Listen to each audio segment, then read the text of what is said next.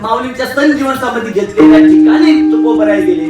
त्या पावन तीर्थाजवळ गेल्यानंतर तुकोबराय माऊलींना पाहून अश्रू ढाळतात. म्हणतात, माऊली तुम्ही जे सहन केले ते आमच्या पदरी पडलंच नाही. माऊली एखाद्या मोठ्या सावकारच्या घरात जसा रुबाब असावा तशा रुबाबात आमचा जन्म झाला. माऊली जन्मतःच तुम्हाला प्रत्येक पावलावर या समाजाने त्रासच दिलाय.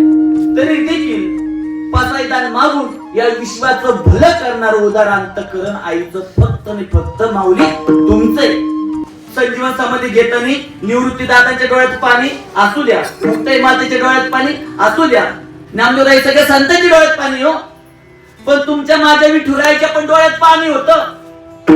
आणि त्यावेळेस रुक्मिणी माता म्हणतात, देवा तुम्ही तर या पृथ्वीचे रचयिता आहात, त्रिभुवन तुम्ही स्थापित केले आणि तुमच्या डोळ्यात असू यावं.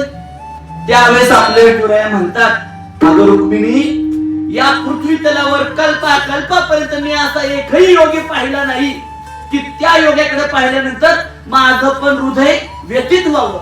मला ही वाटत नाही की माऊलींनी संजीवन समाधी घ्यावी. मला असं वाटतं की माऊलींनी अजून काळ थांबावं. आणि विठुरायाच्या डोळ्यातून आसवं गळाले. महाराज हे भगवंताचं भक्तावर असणारं प्रेम असतं.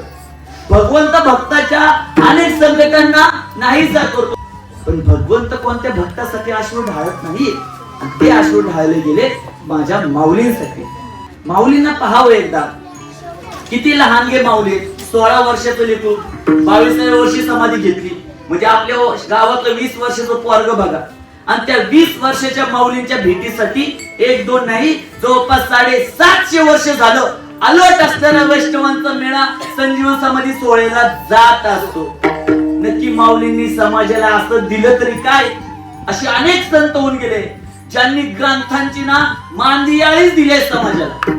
नको नको एवढ्या ग्रंथ, नको नको एवढी ग्रंथ संपदा, शास्त्र पुराण समाजाला अनेक संतांनी दिलेली आहेत. तुमच्या माझ्या माऊलींनी काय दिलं समाजाला? तुमच्या माझ्या माऊलींनी फक्त 4च गोष्टी दिल्या ना. अमृतानुभव दिला, चांगदेव 65 दिली, हरिपाठ दिला, ज्ञानेश्वरी दिली. माऊलींनी असं काय दिलं? माऊलींनी आपल्याला फक्त ग्रंथ संपदा दिली नाही, त्यांच्या हृदयामध्ये असणाऱ्या आईचं वात्सल्य, संतांबद्दल असणारं कसं असतं आणि एखाद्या वडिलांचं वात्सल्य आपल्या भक्तांबद्दल कसं असतं याचं मूळ रूप जपायचं असेल तर तुम्हाला आम्हाला माऊलींच्या संजीवन समाधी घेतलेल्या सोहळ्यामध्ये जाऊन समाधीवर मस्तक ठेवावाच लागेल. अहो अनेक वारकरी एकच म्हणतात, मी माळ घातली ना, आणि जर मला कोणी गुरु नसेल ना आणि मला माळ घालायची ना, मी आळंदीला जातो, माऊलींच्या समाधीला स्पर्श करतो माळ.